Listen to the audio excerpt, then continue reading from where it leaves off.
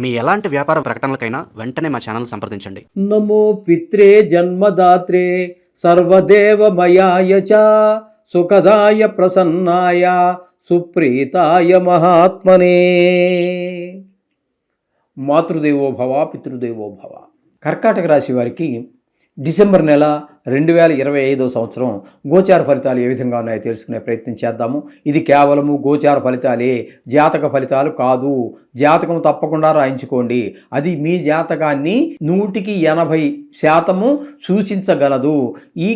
ఇది 10 నుంచి 15 వరకు మాత్రమే సూచించగలదు. మిగతాది భగవంతుడి యొక్క అనుగ్రహంతో నడవలసినటువంటిదే. ఎందుకంటే దానికి కూడా శాస్త్రం చెప్పింది. ఆ శాస్త్ర ప్రకారం తర్వాత చెప్తాను మీకు ఇక్కడ. కాబట్టి జాతకం అనేది అత్యంత అంటే గోచారం కంటే కూడా చాలా చాలా ముఖ్యమైనటువంటిది. మీ జాతకాన్ని మీరు తెలుసుకోవాలి అన్నట్టయితే ఎవరన్నా నిష్ణాతులైన వారి చేత రాయించుకోండి. ఎవరు దొరకకపోతే మమ్మల్ని కూడా మీరు సంప్రదించవచ్చు. మా దగ్గర కూడా ఆ సౌలభ్యం ఉన్నది. ఓకే. ఇకపోతే ఈ కర్కాటక రాశి వారికి గురువు యొక్క సంచారం జన్మంలో 6 రోజులు, అది కూడా అతిచారం వల్ల వచ్చినటువంటిది. అంచేత జన్మంలో ఉన్నాడు కాబట్టి, అతిచారంలోనూ ఉన్నారు కాబట్టి గురుబలం లేనట్టుగానే లెక్క. మరి 6 రోజులు అంటే నెల రోజుల ఫలితాలు మనం చెప్పుకుంటున్నాం కాబట్టి మిగతా 25 రోజులు ఏమయ్యాయి అంటే ఆయన ప్రయాణం ఈ అతిచారం వీడి ఆయన ఉండవలసినటువంటి ప్రదేశమైన మిథునంలోకి ప్రవేశించి అక్కడ 25 రోజుల పాటు ఉన్నారు. వ్యయంలో కూడా గురువు శుభ ఫలితములను ఇవ్వజాలరు. అంటే అక్కడ ఏ విధమైన ఫలితాలు ఉన్నాయంటే ధన వ్యయమైపోతుంది, ధన నష్టం కూడా జరుగుతుంది. రెంటికి తేడా ఉందండి. ధన వ్యయం అంటే ఖర్చు పెట్టుకోవటం, మంచికో చెడ్డకో వాట్ ఎవర్ మేబీ, మీరు అది ధనం ఖర్చు అవటం. ధన నష్టము అనేటప్పటికీ మీరు పర్సు పారేసుకోవటమో లేకపోతే ఎవరో మీకు టోకరా ఇచ్చి మొత్తం మీద డబ్బులు మిమ్మల్ని నష్టం చేయటం, దీన్ని ధన నష్టం అంటారు. ఆ వ్యత్యాసాన్ని తెలుసుకోండి. అలాగే ఇది రాశి ఫలితాలు కాబట్టి ఇది ప్రపంచవ్యాప్తంగా మీరు తీసుకున్నట్టయితే సుమారుగా 70 కోట్ల మందికి సంబంధించింది. ఇందులో పరమ పూజ్యులు ఉంటారు, పరమ దుర్మార్గులు ఉంటారు. ఈ దుర్మార్గుల్లో కొంతమందికి కారాగార శిక్ష పడేటటువంటి అవకాశం ఉంటుంది, మనోవిచారం ఉంటుంది. ఈ విధమైనటువంటి ఫలితాలన్నీ కూడా మనకి వ్యయస్థానంలో ఉన్నటువంటి గురువు వల్ల ఏర్పడుతూ ఉంటుంది. అయితే ఇంకొక విషయం మనం ఇక్కడ చెప్పుకోవాలి. వ్యయస్థానంలో గురువు ఉన్నప్పుడు ధనం వ్యయం అయినా అది ఒక మంచి పనికి, ఒక విద్యాభ్యాసానికో, ఒక గుడికో, లేకపోతే ఎవరినో ఆపదలో ఉన్న వాళ్ళని ఆదుకోవటానికో, ఈ విధంగా మొత్తం మీద ఒక శుభప్రదమైనటువంటి కార్యక్రమానికి ఆ గురువు యొక్క ఖర్చు జరిపిస్తాడు ఆ గురువు. ఇకపోతే ద్వితీయ స్థానంలో కేతుగ్రహ సంచారం జరుగుతోందండి. కేతుగ్రహ సంచారం ద్వితీయ స్థానంలో జరగటం అనేటటువంటిది ముఖ్యంగా ధనరాబడి తగ్గటము, మాటలో కఠినత్వం పెరగటము, అలాగే నేత్రాలకు సంబంధించిన వ్యాధులు ఉన్నవాళ్ళైతే వాళ్ళకి కొంచెం ఆ బాధ తీవ్రం అవటము, ఈ విధమైనటువంటి ఫలితాలు. కుటుంబంలో కూడా ఎవరికి సంతోషకరమైనటువంటి పరిస్థితులు లేకపోవటం అనేవి ఈ కేతు వల్ల మనకు జరుగుతూ ఉంటుంది. ఇకపోతే చతుర్థ స్థానంలో అంటే తులారాశిలో అంటే చతుర్థ, పంచమ, షష్టమ 3 స్థానాల్లో బుధుని యొక్క సంచారం జరుగుతోందండి. ఇక్కడ అంటే చతుర్థ స్థానంలో బుధుడు యోగిస్తాడు. ఒక 6 రోజులు మాత్రమే ఉంటారు. అక్కడ తల్లిగారి ఆరోగ్య విషయంలోను, విద్య విషయంలోను, భూమి, గృహము, వాహనము, మన స్వభావం ఇత్యాది విషయాలన్నింటిలో కూడా 6 రోజులు అనుకూలంగానే ఉంటాడు. తదుపరి పంచమ స్థానంలో 24 రోజులు ఉంటున్నారు. ఆ 24 రోజులు మాత్రము అనుకూలమైన ఫలితములను ఇవ్వజాలరు. కాబట్టి ఇక్కడ ఏమవుతున్నదంటే మీకు ముఖ్యంగా సంతానం మీద, వారి చదువు మీద శ్రద్ధ తగ్గటము, ఆటల మీద పెరగటము, తద్వారా గాయాలు చేసుకోవటము, చెడు స్నేహాలు చేయటము, తద్వారా ఒక వయసులో ఉన్న పిల్లలైతే ఇంటి మీద గొడవలు తీసుకురావటం, ఇట్లాంటి వాటికి అన్నిటికీ కూడా అవకాశం ఉన్నది. 5వ స్థానంలో బుధుని యొక్క సంచారము. అలాగే 6వ స్థానంలో ఒకే ఒక రోజు ఉన్నారు. ఈ 6వ స్థానంలో ఒకరోజు మాత్రం, ఒక్క రోజుకి ఏముందిలేండి, అయినప్పటికీ చెప్పుకోవాలి, తప్పదు. ఒక నిమిషం అయినా చెప్పుకోవాల్సిందే. వాళ్ళ ప్రభావాన్ని వాళ్ళు చూపిస్తూనే ఉంటారు. కాబట్టి ఈ 6వ స్థానంలో సంచరించే ఒక్కరోజు మాత్రం మీకు అనుకూలమైన ఫలితాలే ఇస్తున్నారు. కాబట్టి ఆరోగ్యం బాగుంటుంది. అప్పు కోసం ప్రయత్నిస్తే అప్పు పుడుతుంది. ఎవరికైనా మీరు అప్పుబడి ఉన్నట్టయితే అప్పును కూడా తీర్చడం జరుగుతుంది. అంటే ధనానికి రుణం తీర్చగలగాలంటే మన దగ్గర డబ్బులు ఉండాలి కదండి. డబ్బులు అయితే లోటు ఉండదు. ఒకవేళ లేకపోయినా అప్పు కోసం అప్పు చేసినా పుడుతుంది. ఆ విధంగా బుధుడు ఆ ఒక్కరోజు మీకు అనుకూలమైన ఫలితాలు ఇస్తూ ఉన్నాడు. అంటే మొత్తంగా బుధుని యొక్క సంచారం కనుక మనం తీసుకున్నట్టయితే చతుర్థ స్థానంలో 6 రోజులు, 4వ స్థానంలో 6 రోజులు, 6వ స్థానంలో 1 రోజు, 7 రోజులు మాత్రమే మీకు బుధుడు అనుకూలత ఉన్నది. అది పెద్ద పరిగణలోనికి తీసుకోవలసిన పని లేదని నా అభిప్రాయము. ఇకపోతే రవి యొక్క సంచారం కనుక తీసుకున్నట్టయితే రవి యొక్క సంచారం 16 రోజుల పాటు, షష్టమ స్థానంలో 15 రోజుల పాటు సంచారం చేస్తూ ఉన్నారు. ఇక్కడ మీకు కర్కాటక రాశి వారికి పంచమ స్థానంలో రవి యొక్క సంచారం శుభ ఫలితములు ఇవ్వజాలదు.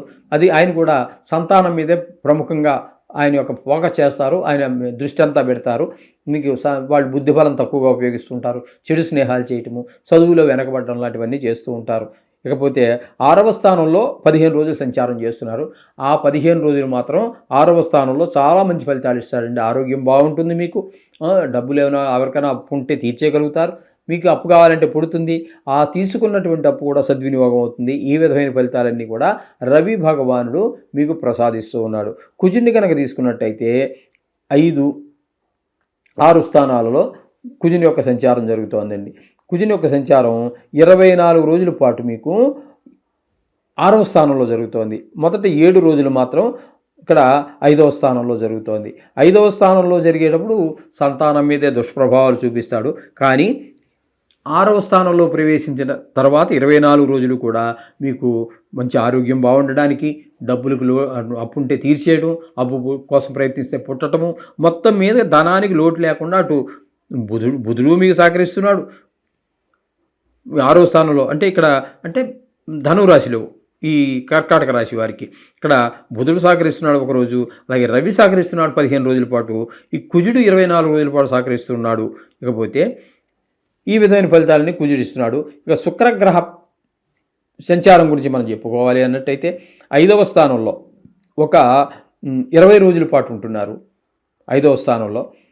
ఆ 20 రోజుల్లో 5వ స్థానంలో ఉన్నప్పుడు మీ పిల్లలు మంచి బాగా చదువుకోవటము, మీరు ఆశించిన కన్నా ఎక్కువ మార్కులు తెచ్చుకోగలగటం, మంచి మంచి స్నేహాలు చేయటము, వారికి ఎందులోనో లలిత కళల్లో వీటిలో ప్రవేశం ఉన్నట్టయితే వాళ్ళు స్కూల్లో కొన్ని సందర్భాల్లో వాళ్ళు టీచర్లు కూడా ప్రోత్సహిస్తూ ఉంటారు. కాబట్టి వారికి మంచి పేరు ప్రఖ్యాతులు రావటం, ఆ లలిత కళలకు సంబంధించి సంగీతం కావచ్చు, నృత్యం కావచ్చు, డ్రాయింగ్ కావచ్చు, శిల్పం ఇట్లాంటి వాటిలో వాడికి ఏదైనా ప్రవేశం ఉంటే అందులో మంచి పేరు తెచ్చుకుంటాడు.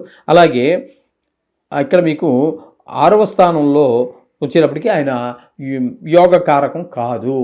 గోచార రీత్యా శుక్రుడు 11 రోజులు కూడా మీ భార్యాభర్తల మధ్యన కొంచెం ఎడమొహం పెడమొహంగా ఉండటం, అలాగే జాయింట్ వ్యాపారం చేసేవారి మధ్యన కూడా ఎడమొహం పెడమొహం ఉన్నట్టుగా ఉండి మంచి ఫలితాలు అయితే ఇవ్వజాలడు. అంటే మీకు మొత్తంగా 20 రోజులు అనుకూలంగా, ఎక్కువ రోజులు అంటే 2/3 2/3 వంతులు మీకు మంచి శుభ ఫలితాన్ని ఇస్తూ ఉన్నాడు శుక్ర భగవానుడు. ఈ విధమైనటువంటి ఫలితాలన్నీ ఉన్నాయి ఇక్కడ. ఇకపోతే 8వ స్థానంలో రాహుగ్రహ సంచారం, ఇది వాంఛనీయం కాదు. ఇక్కడ ఆయన ఇచ్చే ఫలితాలు ఏ విధంగా ఉన్నాయన్నట్టయితే, అలాగే ఇప్పుడు ఏదైనా ఉద్యోగంలో ఉన్నవారు డిస్మిస్ అవ్వటమో, సస్పెండ్ అవ్వటమో, లేకపోతే పనిష్మెంట్ మీద ఎక్కడికో ట్రాన్స్ఫర్ అవ్వటమో ఇలాంటివి జరిగే అవకాశం ఉంటుంది. కొంతమందికి చెప్పుకున్నాం కదండి, ఇది 70 రాశి ఫలాలు అనేటప్పుడు సుమారుగా 70 లక్షల మందికి 70 కోట్ల మందికి ప్రపంచవ్యాప్తంగా. కాబట్టి ఇక్కడ కొంతమందికి పెద్ద దుఃఖం వచ్చేటువంటి అవకాశం ఉంటుంది, హఠాత్ మరణాలు జరుగుతాయి కొంతమందికి అయితే కలహాలు వస్తూ ఉంటాయి అందరితోటి, అవమానాలు, ఇలాంటివన్నీ కూడా 8వ స్థానంలో ఉన్నట్టు రాహు వల్ల ఏర్పడుతున్నాయి. ఇక భాగ్యస్థానంలో శని భగవాన్ యొక్క సంచారం జరుగుతోంది. ఈ శని భగవాన్ యొక్క సంచారం కూడా అక్కడ తండ్రి గారి ఆరోగ్య విషయంలో కూడా కొంచెం ఇబ్బంది పెట్టేటువంటి పరిస్థితి ఉంటుంది.